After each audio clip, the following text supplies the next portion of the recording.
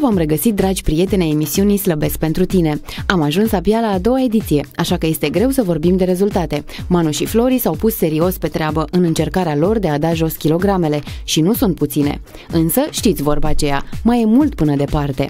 Săptămâna trecută ați aflat poveștile eroilor noștri. Pe scurt, Manu își încheie incredibil de greu șireturile din cauza grăsimii, iar Flori, după o naștere și o viață sedentară, vrea să învețe să trăiască sănătos.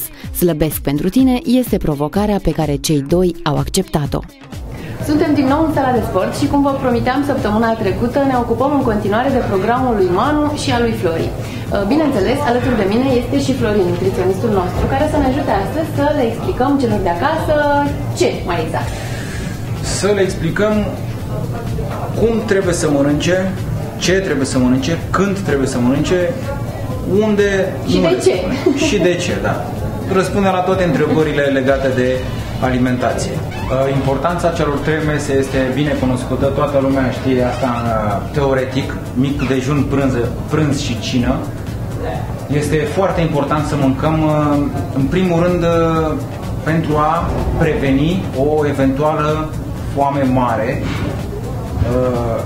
iar atunci totul este posibil. De exemplu, dacă Manu sare peste micul dejun și prima masă o mănâncă la ora 2 după amiaza, atunci totul e posibil. El va deschide frigiderul și ce se va întâmpla, Manu? Vei ține cont de ceva? Vei avea vreo regulă? O să încerc să rup ușa de la frigider. Bine spus. Și nu glumea.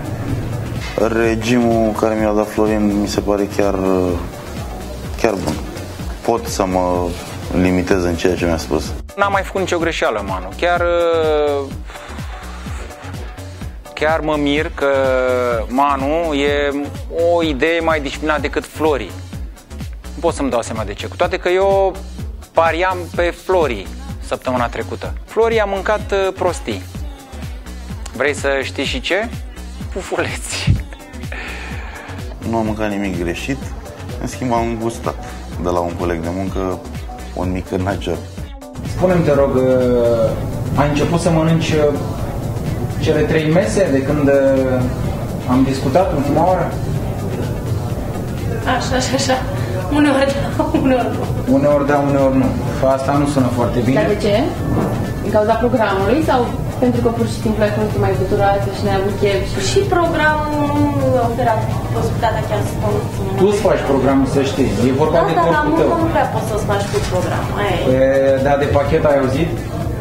De pachetel, de gustări, de niște fructe, așa. Da, un așa. șef care dacă mă vede că plec în vestiar, mă ceartă. Nu e adevărat. Te rog să-i spui așa, șeful dumneavoastră nu mâncați? Vă rog frumos să înțelegeți-mă. 10 minute eu cred că poți să ți le rupi, totuși. Adică să știe șeful că la ora 2 în fiecare zi, 10 minute tu mănânci. Cu băuturile răcoritoare cum stai? Nu mai vreau. Serios? Serios. Hai, uite, îți ofer din partea mea o sticlă de suc. Ține-o cola. Gustă măcar. Nu trebuie să-ți fie rușine. Culmea e că îți dă dependență și e greu să mai renunți. Dar uite că eu pot să zic că sunt mândră că n-am mai pus gura.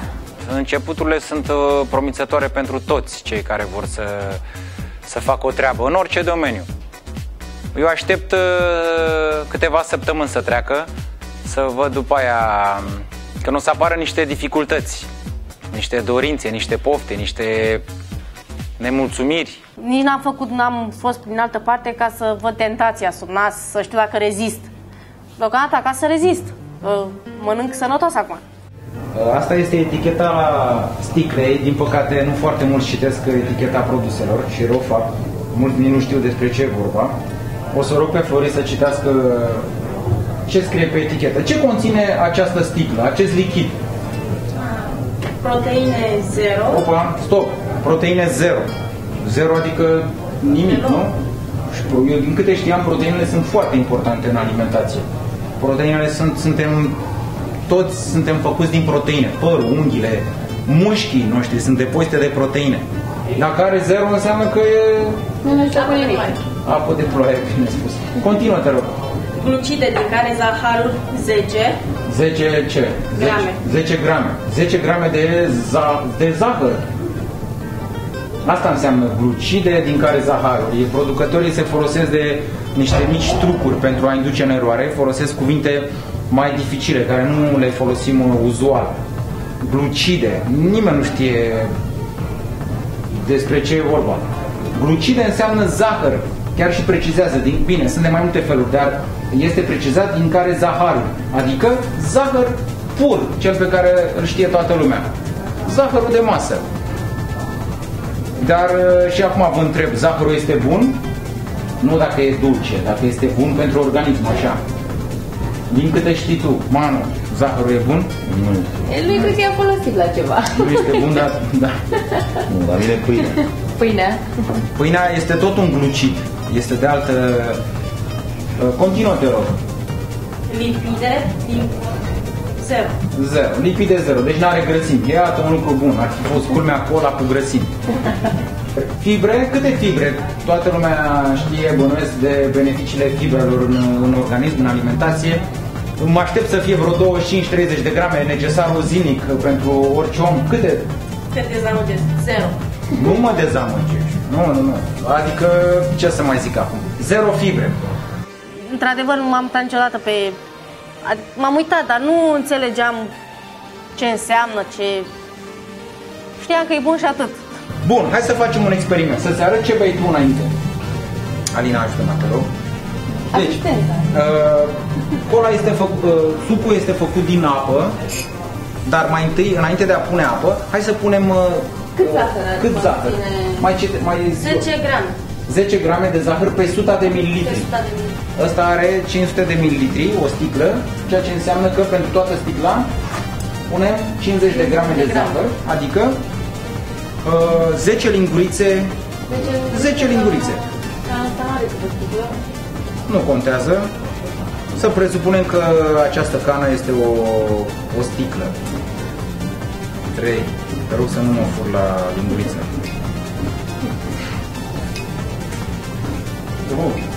Tu ești atentă cât zahăr introduceai în corpul tău? 10 lingurițe. E destul de mult zahăr. Este enorm pentru o sticlă mică. Flori tocmai a spus că e abia 2 litri așa, de sete. Da. Alina, te rog să pui și apă. Pune peste. Să confecționăm sucul. Bun, perfect. Acum dacă e... Și amestecăm. Hai să și amestecăm, că doar nu găsim zahărul așa în starea asta în sticlă. Până se topește. Avem și esență de suc. Experimentul ăsta îmi aduce aminte de laboratorul de chimie din Generală. Dar acum treaba este mult mai serioasă. Sunt în joc kilogramele celor doi protagoniști ai noștri, iar concluzia e cam gravă. Acum să fie clar pentru totdeauna că cine bea suc, bea așa ceva: apă, mult zahăr și puțin colorant sau mai mult. Asta e tot. Asta se duce în corpul nostru și va reflecta toată imaginea noastră, de la starea de sănătate, la condiție fizică și până la kilograme în plus. La regimul ăsta aș adăuga multă pâine.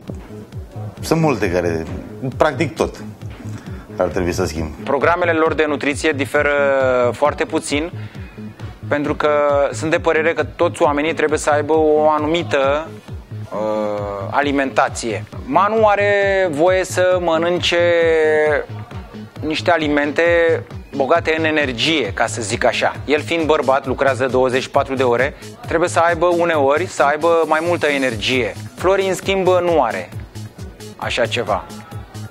Are doar alimente care nu conțin energie. O să vorbim cu Manu apropo de alimentația lui, dacă el înainte să înceapă programul de alimentație personalizat, dacă mânca multe legume.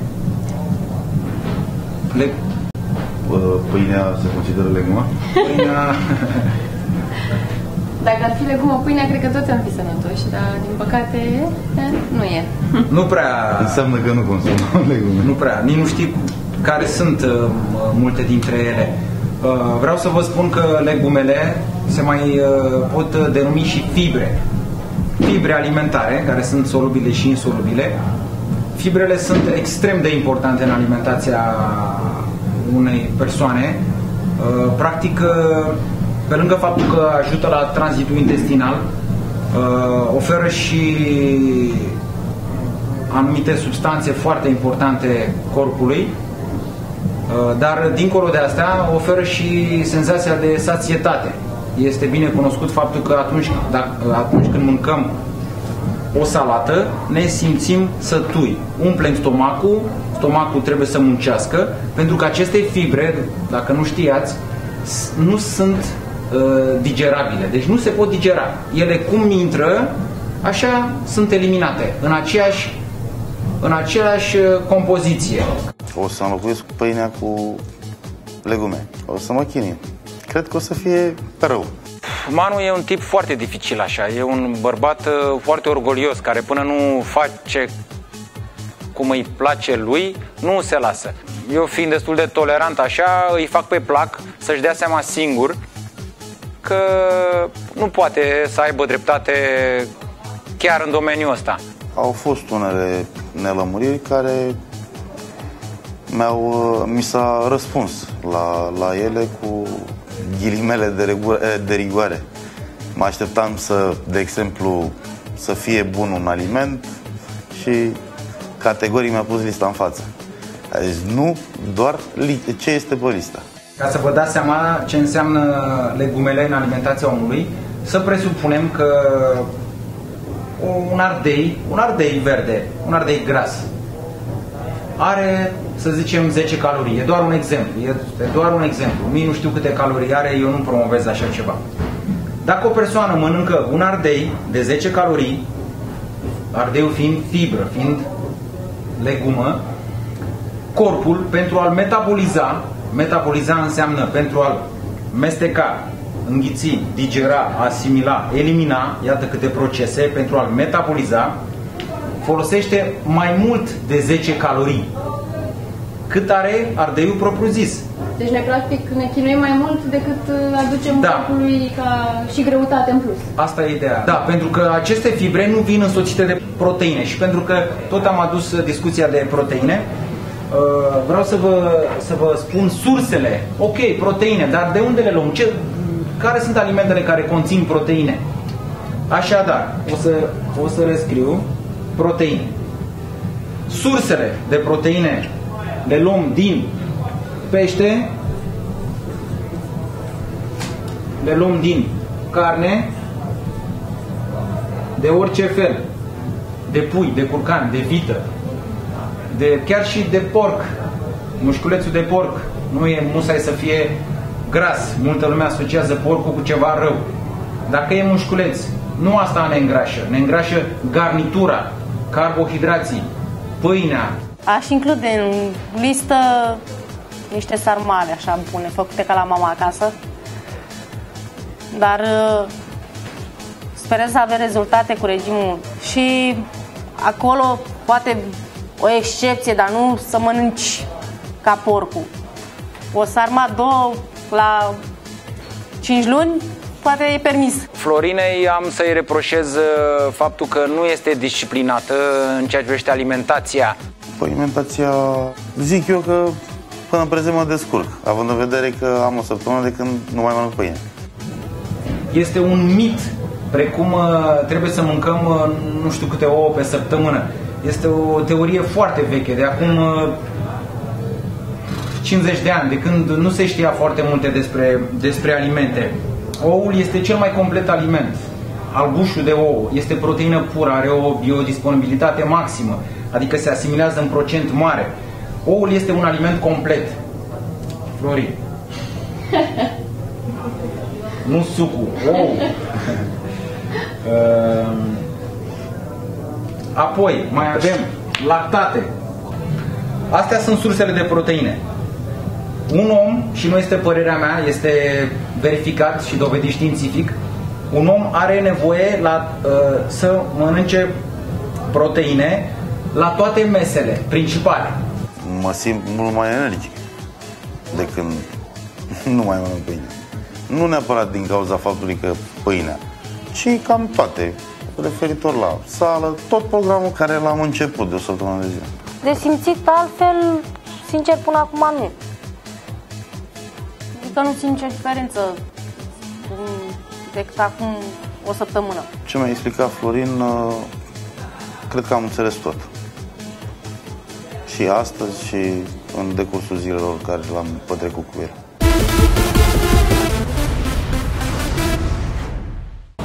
Înainte să trecem la următoarea perioadă de pregătire, aș vrea să te întreb dacă ai probleme de sănătate.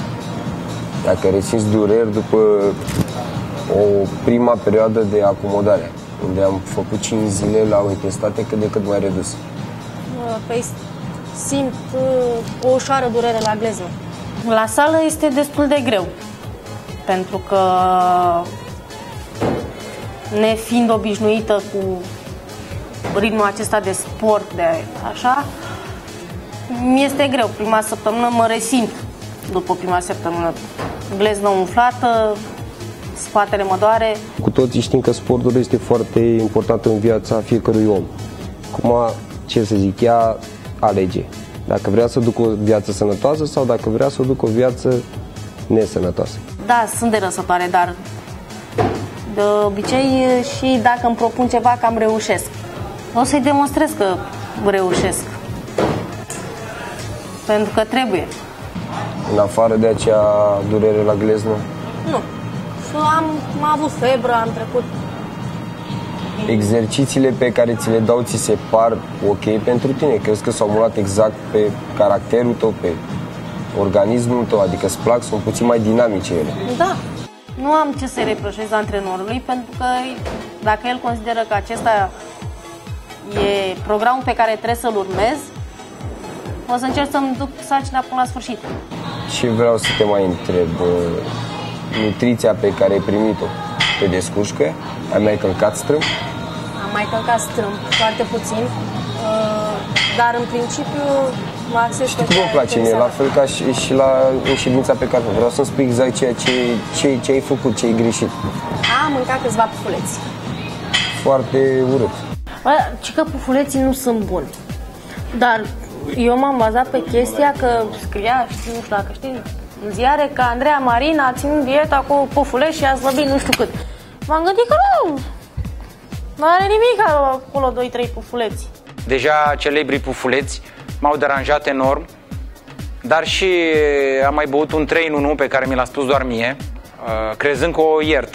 Nu știu, sper să-și revină foarte, foarte rapid, pentru că, din câte se vede, Manu deja are primele rezultate vizibile, cu ochiul liber, iar ei, având un obiectiv de a ajunge la un anumit număr de chile adunate, o să se creeze o situație mai delicată în familia lor și aș vrea ca totul să fie bine, armonie. Dacă iau așa, Florin e adversarul meu.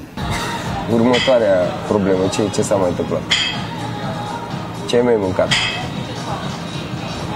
Ce ai mai mâncat? Sincer, trebuie să fii sincer, că dacă mie îmi spui lucrurile astea, eu pe viitor știu ce să vorbesc cu tine și știu exact ce trebuie să facem. Afară de pufuleț n-am mai mâncat. Nimic interzis și nici de băut.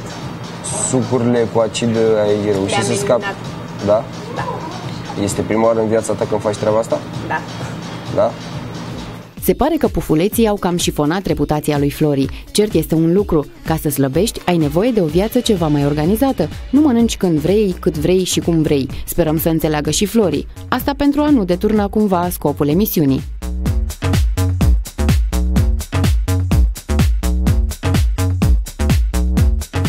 Iată-ne în a doua săptămână. Așa Cum te se pare. simți? Mă simt foarte obosit. Obosit? Oh. Da, așa ca, mă rog, dincolo de oboseală. Mă simt mai bine în primul rând că am schimbat puțin regimul. Când ești odihnit, cum te simți? Poftim. Altfel. Foarte bine. Mult mai ușor, să zic, pentru cuvânt. Am vorbit cu Florin referitor la faptul că mai degrabă să pun eu, cum am spus, să pun accent pe sală și mi s-a spus că mai degrabă să pun accent pe alimentație. N-am ajuns la niciun consens cu Manu, nici nu vreau să ajung. El trebuie să înțeleagă ceea ce îi spun eu, că alimentația este foarte importantă, este 80% din felul în care vrea să arate. Și sportul vine ca o completare. El are impresia că e exact invers, își păcălește creierul, dar îl lăsăm să spună ce vrea el și o să facă ce vreau eu. Încet, încet începe procesul de slăbire și o să te simți din ce în ce mai bine. Febră musculară din asta ai avut? Stau din febră în febră. Din febră în febră. O să-ți placă. O să mă obișnuiesc cu ea. Va trebui să o accepti. Va face parte din viața ta. La sală îl chem de 2 ori pe săptămână, facem antrenament foarte bun. Dar zic eu că ar trebui să discut cu el să se mărească puțin timpul. Pare puțin pentru cine? Nu prea rezistă multă lume așa constant la sală. Dacă te duci de 4 ori sau de 5 ori pe săptămână, în prima săptămână, în a doua cu siguranță se va diminua. În sala de fitness se face efort și se vorbește mai puțin. Nici Manu și nici Flori, soția lui, nu s-au înhămat la o treabă prea ușoară. Rămâne de văzut câtă energie și câtă voință vor fi în stare să pună la bătaie în slujba acestei ținte. La începutul verii, adică la finalul emisiunii, să cântărească împreună 160 de kilograme. Primul tău aparat în programul de azi o să fie bicicleta. Ți-am eliminat banda azi pentru a proteja puțin piciorul, da? Să nu fie vreo întorsă. Da? Și o să evităm și unele exerciții de săritură și de schimbarea direcției, da?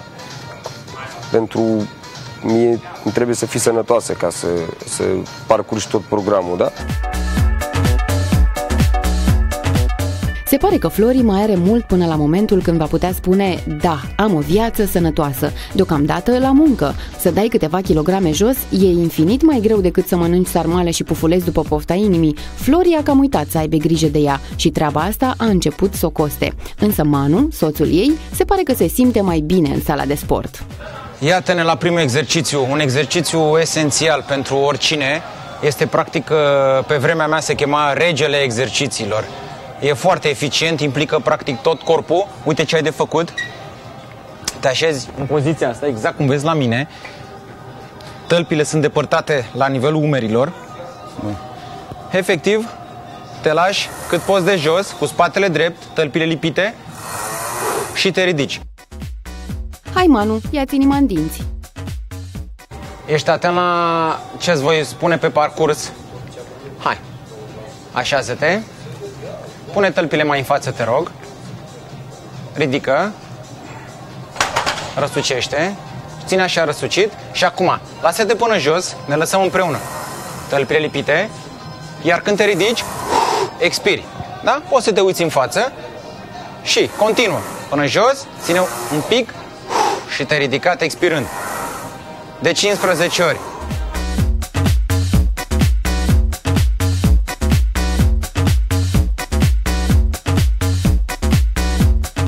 Lui Florin chiar nu am nimic de reproșat, nici de nutriție, nici de sport.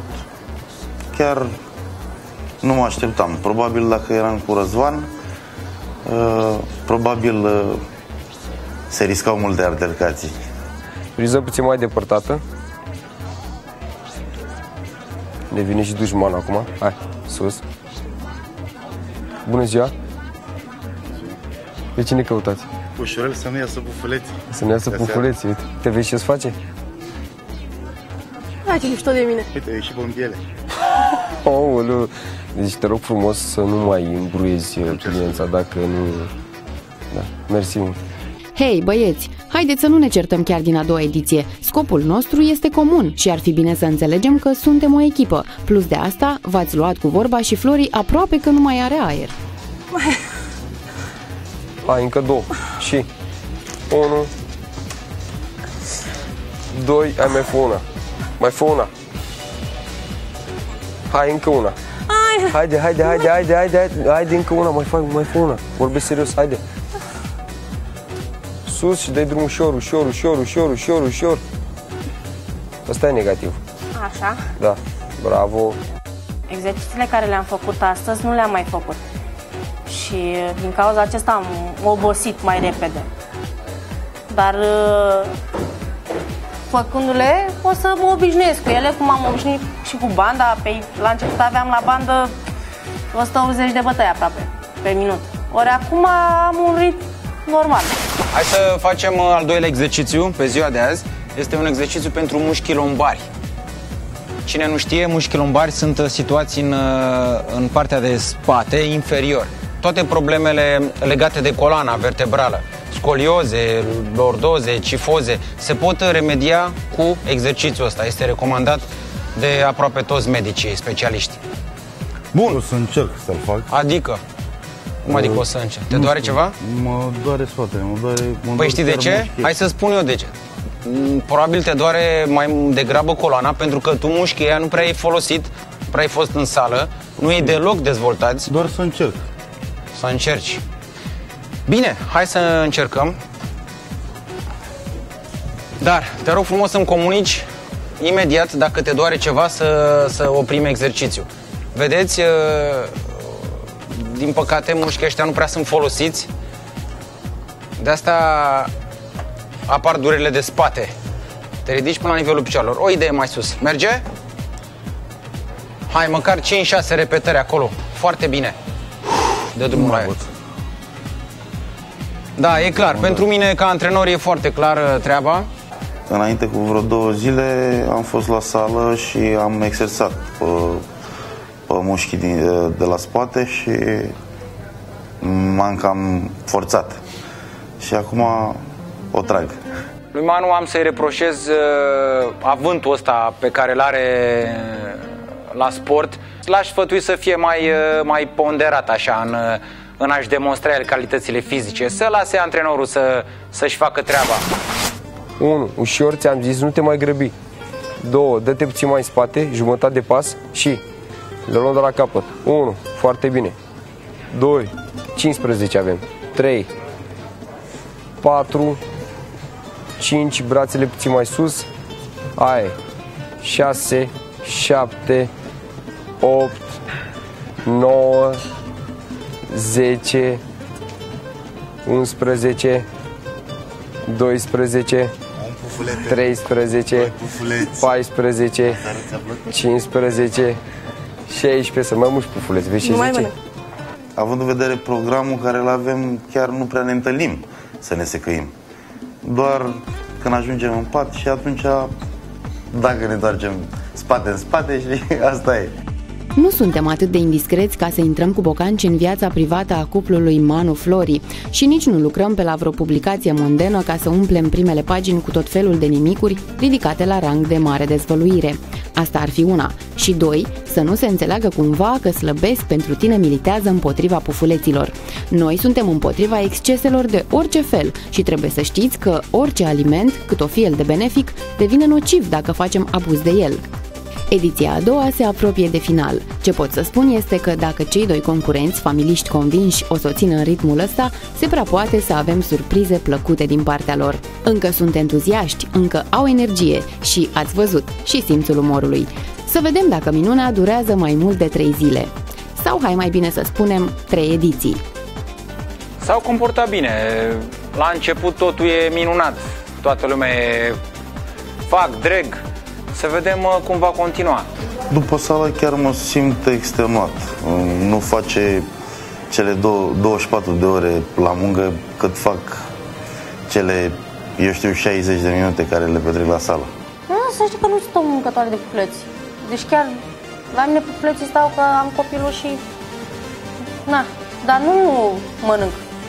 Nu mi-au plăcut pufuleții, culmea, dar am zis hai ca să nu mănânc cine știe ce, să o dau în bară, mănânc 2-3 pufuleți. De-abia aștept să plec acasă. Iar să plec acasă, nu știu ce. Cred că acasă ai de asemenea o sală de fitness, ceva, că vrei să faci peste tot sport. Nu neapărat, dar... E patul acasă, uitați. Vreau mai mult să scap de tine. Nimeni nu scapă de mine.